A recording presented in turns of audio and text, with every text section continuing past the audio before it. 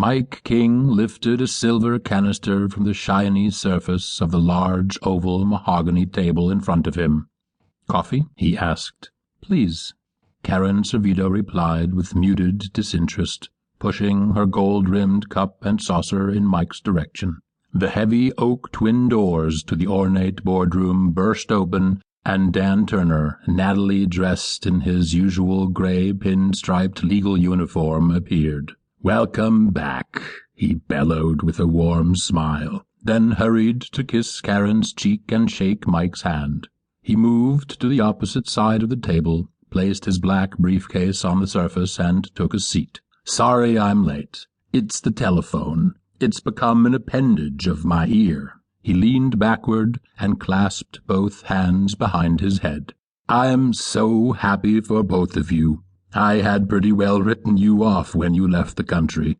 I had recurring nightmares of your horrible demise in Venezuela." "It nearly happened, Dan. If it hadn't been for a hell of a lot of luck, we wouldn't be here," Karen confirmed, then took her first sip of coffee. "How does it feel to be free?" Turner asked.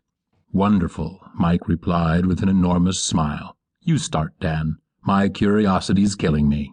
"I'll give you the highlights, then I want your story." "Can't wait." Mike nodded. 2 days after you and Karen left for Venezuela, I received a call from a man named Alex McDowell, the head of Security Intelligence Services for the Feds. He advised that they've dropped all of the charges against you. After I climbed back onto my chair, I asked him for an explanation. He told me Jerry Allison lived long enough to confess everything. He confirmed everything you were trying to tell me. "Incredible," Mike exclaimed. "I was convinced he was dead when I left him in Servito's limousine. The police managed to pull him out and transport him to the hospital in one piece. His neck was broken and both of his legs were crushed. Miraculously, he kept breathing long enough to give them a pretty good statement." "Did McDowell ever apologize?" Karen asked. Turner nodded.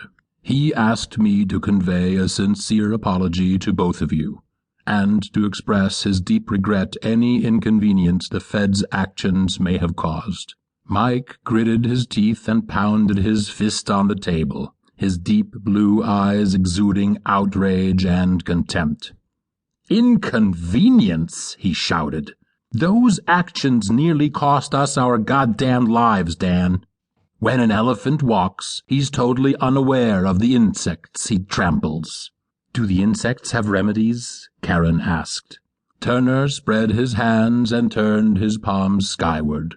"You could sue, but I would strongly advise against it. You'd be locked into a protracted and expensive pissing contest. The Feds would defend themselves vigorously. They would insist that they acted entirely within the law, that they had probable cause, and that Jim Servito was entirely responsible for the damages you sustained. At best, you'd get a settlement, but it would be a Pyrrhic victory." Mike turned to Karen and winked. Turner's assessment of the situation had vindicated his decision. He waited for her nod, then turned again to face Turner. "We've already settled with the Feds."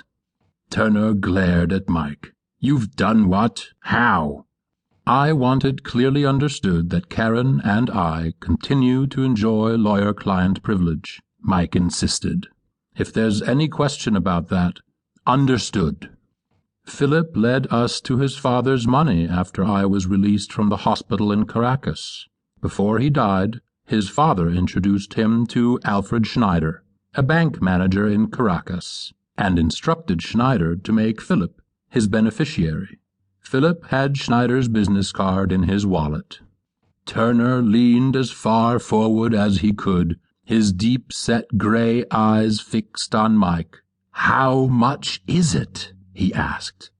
"Somewhere north of 300 million, Mike replied.